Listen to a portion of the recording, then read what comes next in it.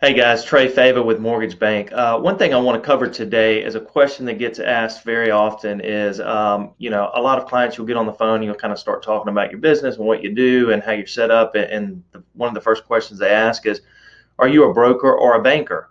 And I usually say, hey, I'm neither. Let me kind of explain to you what you can be as a loan originator typically. Typically, you can be one of three things. You can either be a banker, you can be a broker, or you can be what's called a correspondent lender. And we are the latter of the three, the correspondent lender. But I'll kind of walk through what all three of them are, some pros and cons of each one of them. So, of course, a banker, you all know who that is, people that work at big banks. There's definitely some advantages of being a banker. A banker, you're obviously loaning your own money. You are making the lending decision.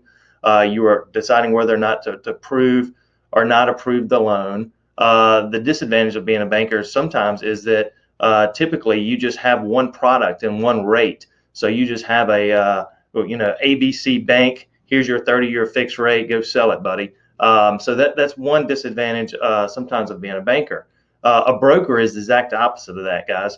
A broker is just think of it as like an insurance broker. They can shop your insurance around with certain carriers or providers.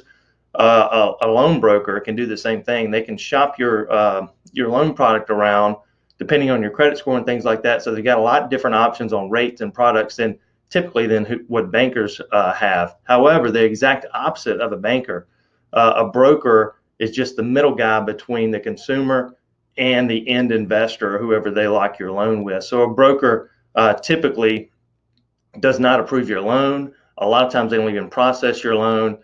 They definitely do not fund the loan with their own money. So they don't have any decision making ability in the whole process. So you got two ends of the spectrum there.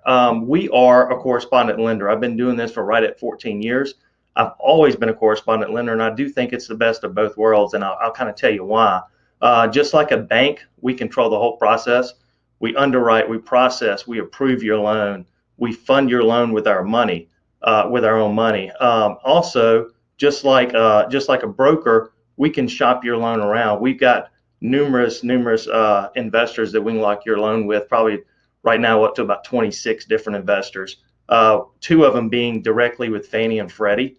So most of the time, if you're just doing a vanilla 20-year, 15-year, 30-year fixed loan, and it's not a jumbo loan, we'll lock your loan directly with Fannie Mae or Freddie Mac and get the best pricing because we will kind of bypass the third parties like the Chase and the Wells and the other entities that I can lock your loan with. So again, just to kind of recap, we're a correspondent lender. We're just like a banker, and we control the whole process. We approve the loan, we fund it, really never leaves our office. And then we're just like a broker in the fact that we have the ability to shop your loan around. So hope that clears that question up. We get asked that question a lot. It's a great question. There's a lot of confusion out there of you can either be a broker or a banker, and that's really not the case. Like I said, I've always been a correspondent lender. I love being a correspondent lender. I think it gives our clients a lot of options, and it gives us the ability to control the file. So give us a call here at the office. We're happy to help any way we can. Thanks, guys.